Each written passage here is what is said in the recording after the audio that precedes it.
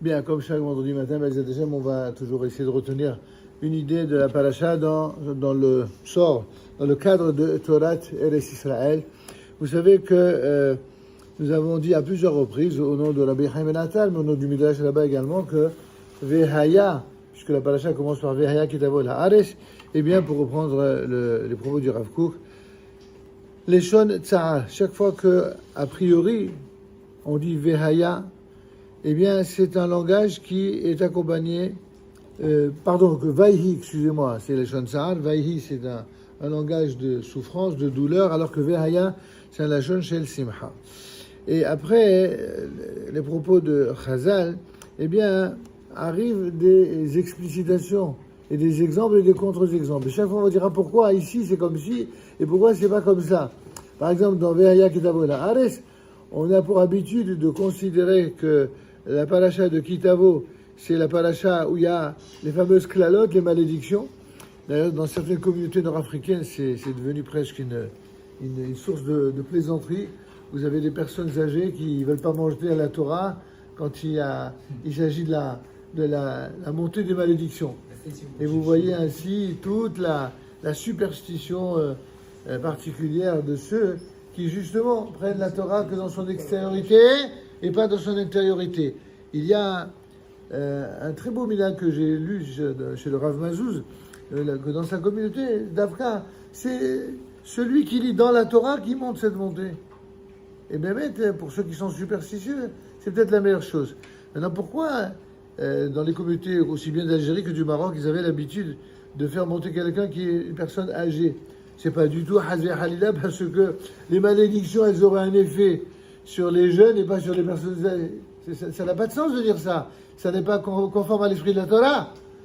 Ça veut simplement dire que quand quelqu'un a déjà passé le cap de la plupart des pièges dans lesquels l'être humain tombe durant toute sa vie et qui l'amène à trébucher, à tomber, à avoir des maladies, si malgré tout il a traversé toutes ces épreuves et qu'il arrive, Baruch Hashem, il dépasse 80 ans, alors que Dieu le protège et lui allonge la vie. C'est pas parce que vous allez dire de la Torah quelques malédictions que tout d'un coup ça va changer quoi que ce soit. Il n'y a que les gens stupides et les gens qui sont atteints par la maladie de la superstition qui croient que ça produit un effet. Pourquoi ? Parce qu'ils n'ont pas de respect pour la Torah et pour sa profondeur. La Torah, toute la Torah, depuis Bereshit bara Elokim jusqu'à l'Anek en Israël, chaque lettre est sacrée. Chaque lettre est sacrée. Et le caractère sacré de la Torah, c'est ça ce qu'on appelle Avodat Hashem, le service de Dieu. Alors il y a deux manières de faire le service de Dieu. Il y a par la prière et aussi par la récitation des textes. Ça, c'est ce qu'on appelle Avodah Shebal Lev, la Avodah, le culte avec le cœur, c'est-à-dire on y met tout son cœur et toutes ses tripes. Et il y a ce qu'on appelle Avodah Shebal Sechel, le culte avec sa tête, avec son esprit. Il y a des gens qui voudraient utiliser la Avodah qu'avec le cœur et en laissant l'intellect de côté.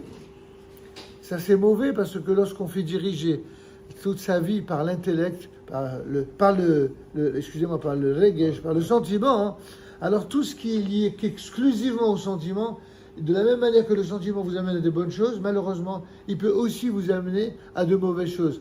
À l'inverse, quelqu'un qui voudrait faire de la Torah que quelque chose d'intellectuel et où le sentiment est complètement absent, là aussi, ce serait catastrophique. Ça créerait un univers de monstres tel que l'univers nazi. Pourquoi ? Parce que le cœur est absent.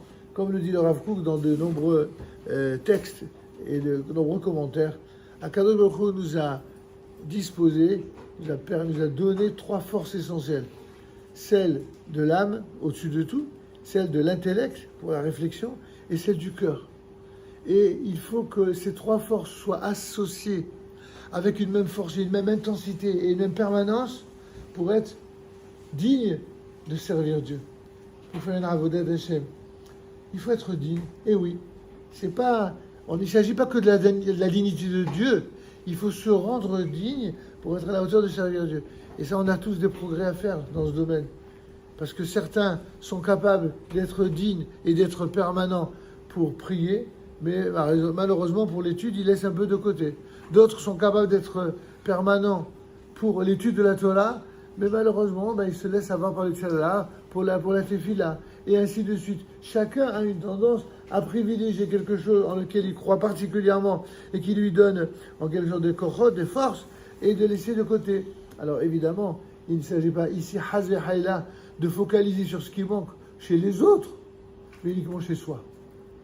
Chez les autres, quand on juge, si tant est qu'on est amené à juger, on ne doit juger que les bonnes qualités de chacun, le meilleur de chacun, et mettre en valeur et en exemple le meilleur de chacun. Mais quand il s'agit d'aller repérer ce qui ne va pas, il faut rechercher chez soi.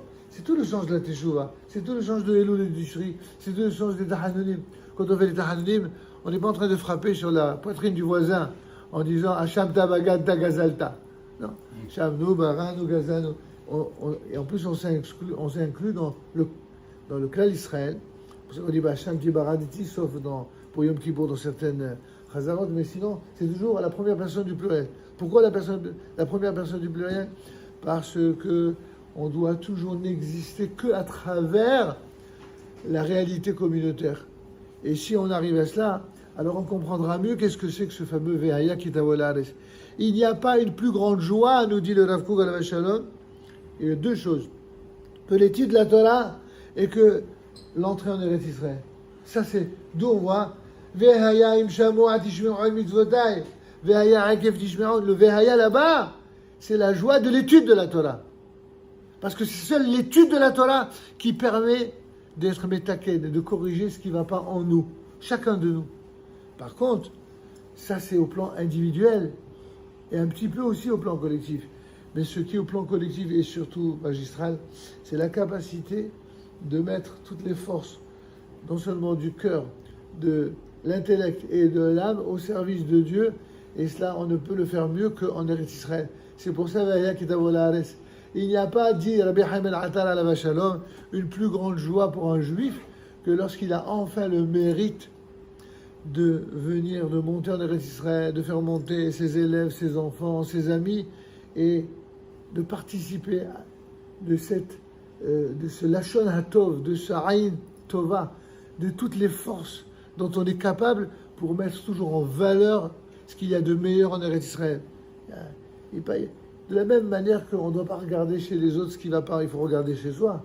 De la même manière, il ne faut pas toujours mettre en avant ce qui ne va pas dans l'État d'Israël, dans la nation d'Israël sur sa terre. Malheureusement, il y a des gens qui parlent de Torah toute la journée, mais qui ne voient en Israël que ce qui ne va pas, juste pour pointer du doigt le fait que la terre d'Israël et que l'État d'Israël a été érigé par des gens qui étaient sans Torah. À force d'avoir ce Aïn al-Hara, ils ont réussi à ériger toute une génération de gens anti-Torah. C'est tout ce qu'ils ont réussi à faire. Cela, je parle de cette minorité au sein du monde de la Torah.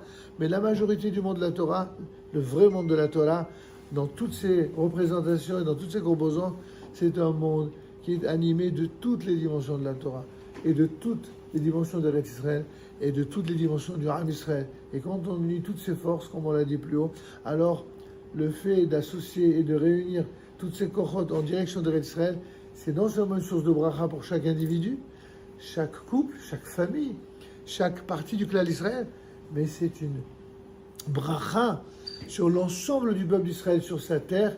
Et quand la bracha, elle est apportée à toutes les dimensions du peuple d'Israël sur sa terre, alors seulement la lumière et la bracha peut se répandre sur l'ensemble des goïms, sur l'ensemble des nations de la terre, qui ne nous verront plus avec Aïn al-Hara, mais qui diront Alon pour ce qui concerne le peuple d'Israël, montons et conquérons la terre. Et en ce qui concerne les nations, les goïms, qu'est-ce qu'ils diront? Qui mitzion tetzeh Torah, udvar Adonai Yerushalayim.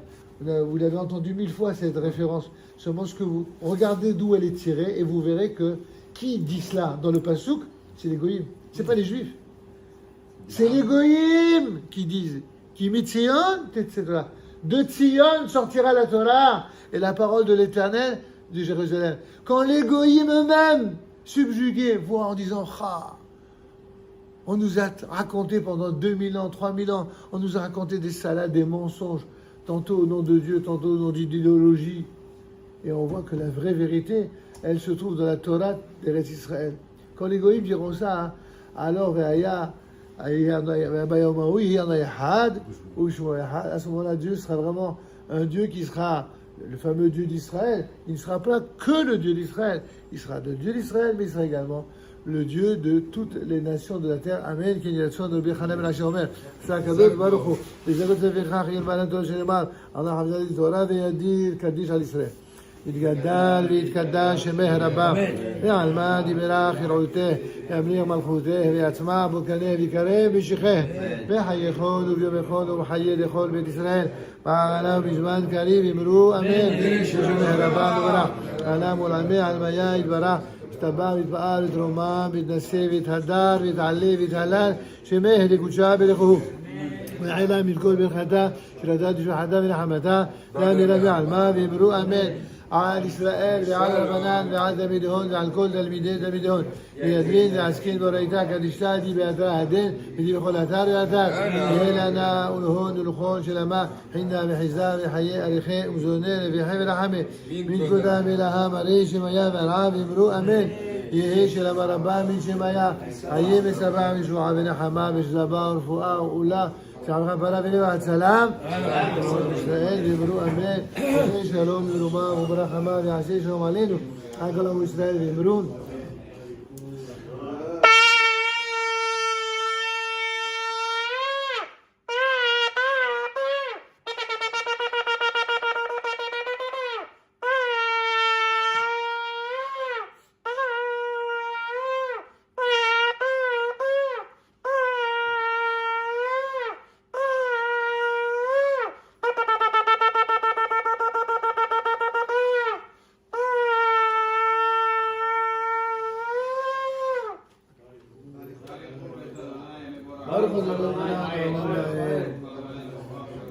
علينا نشابه على درجة الجيد والسمر الشيء